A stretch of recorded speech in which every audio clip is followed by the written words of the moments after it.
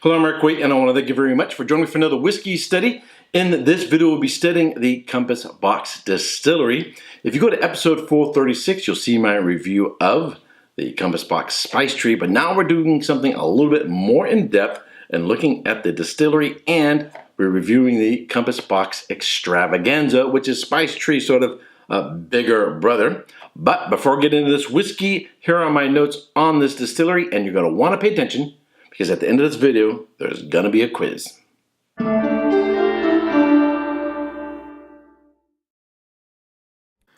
Compass Box Whisky Company is a producer, bottler, and a marketer of a range of blended Scotch whiskies. They select distillates from a number of existing Scotch whiskey distilleries, and then being blended together, and the resulting blend is matured further. Compass Box Whisky was founded in the year 2000 by American entrepreneur John Glaser, a former marketing director at Johnnie Walker. The Compass Box Whisky Company is headquartered in Chiswick, a district of West London, England. They also produce a range of blended Scotch whiskies called Great King Street, which consists of Artist Blend and Glasgow Blend, a bold, smoky, sherried whiskey made in a style historically favored by Glaswegians. Those are people who live in Glasgow, Scotland. They have also released several limited edition releases such as Hedonism Maximus, Flaming Heart, Optimism, Morpheus Extravaganza, Phenomenology, and the Canto CASK series. In addition to whiskeys, they also produce Orangey, or Orangey, but we won't argue about how to pronounce it, made from whiskey infused with orange zest and spices. Breaking tradition.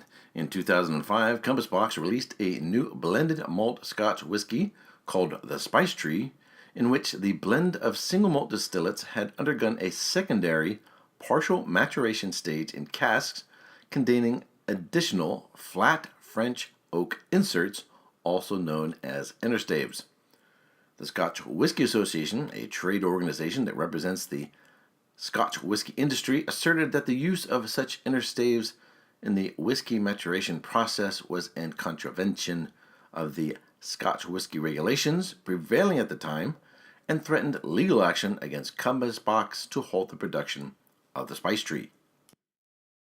Subsequently, Compass Box altered the production process for subsequent releases of the Spice Tree, wherein the secondary maturation stage takes place in casks containing toasted French oak heads instead of the flat oak interstaves.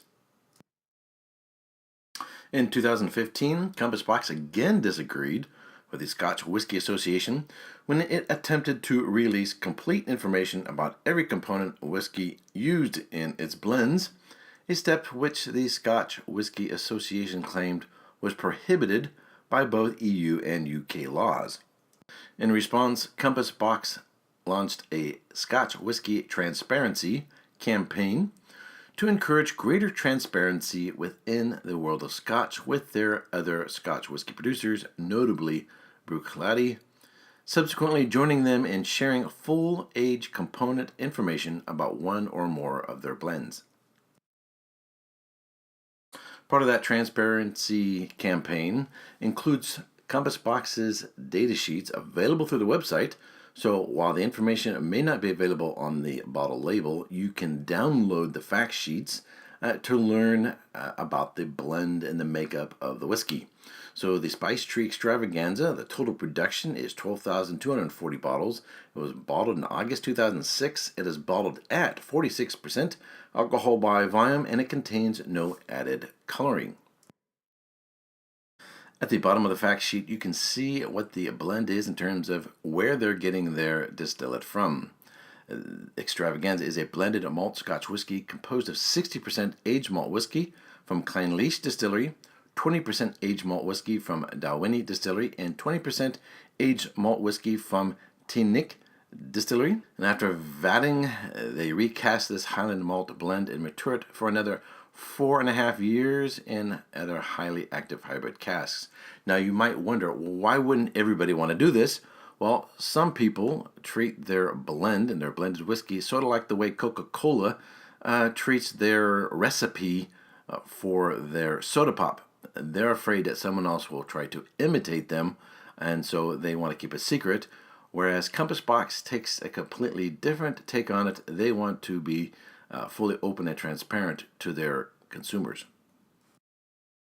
In addition to the spirit composition that goes into the whiskey, they also provide information about their barrel composition. So they have one first fill sherry butt that makes up 32.6% of the total liquid volume, another first fill sherry butt which provides 17.2% of the total liquid volume, a first fill American standard barrel which provides 2.6% of the total liquid volume, a light and medium toast hybrid cask which provides 27.7% of the total volume, and a refill hybrid cask, which provides 4.3% of the total liquid volume, and a heavy toast hybrid cask, which provides 15.6% of the total liquid volume.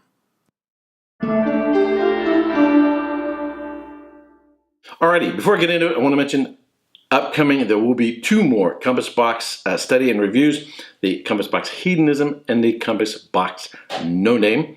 I did a side-by-side comparison between these on Mother's Day. It was an uncorking of the Extravaganza and compared the two side-by-side, but I wanted to return to the Extravaganza and doing something a little more in-depth and formal. Let's get into it. Color-wise, it's a nice, bright, shiny, star bright, sort of a golden copper on the nose. Whiskey's clean and correct. There's no flaws. Pronounced and very intense and concentrated aromas of canned fruit, candied fruit, and fresh fruit.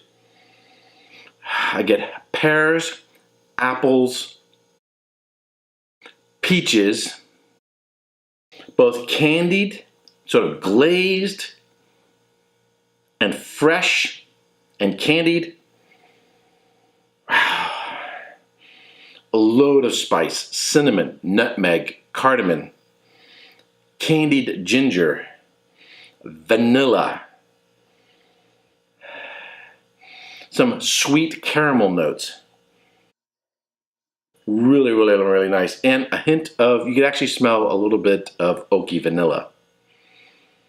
All right, on the palate.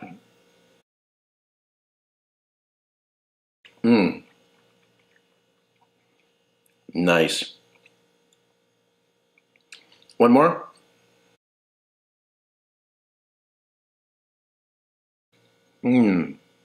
Really chewing on this one. This is a powerful, intense, on the palate as it is on the nose. From memory, since uncorking, it does seem to have even opened up even more. It became even more powerful. On the front, I get candied, canned, and fresh pears, apples, peaches. In the middle, the cinnamon, nutmeg, clove kicks in. Really sort of a nice mouth-coating feel. And then the spice is just a little kick of spiciness. It's not just the flavors, but they actually sort of a little tingle you get from spice as well. And it has a real long finish. So it's got a nice development. It's got fresh and canned fruit up front, then the sort of candied notes and spice kick in the middle, and what lingers is this nice spicy finish. A spectacular whiskey. I'm going to give it a solid 95 points. It is the spice tree turned up to 11, and with the pedal to the metal. An absolutely spectacular whiskey. It's sweet, but not unctuous. It's not sort of over the top. It just has a little nice touch of sweetness to it. It's spicy, but again, it's not overwhelming. It's got really nice balance as well as development to it. Now, the spice tree is still readily available for about $70 in the United States. The Extravaganza, starting to get a little hard to find. It's $120 US, $50 difference. Is it worth the extra $50? Ultimately, that's for you to decide. But having said that, I would say I would buy it. I would spend the $50 and buy it.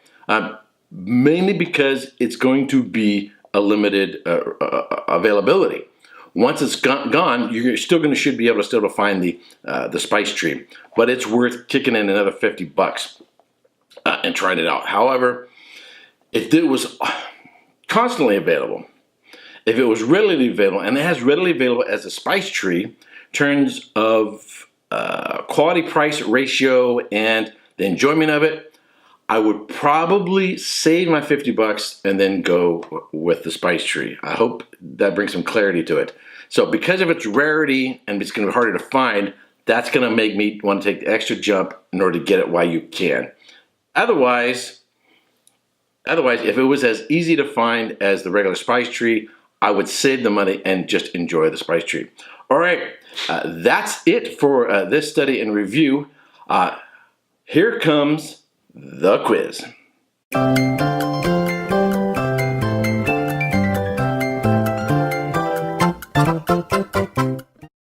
Question 1. Compass Box is a producer, bottler, etc.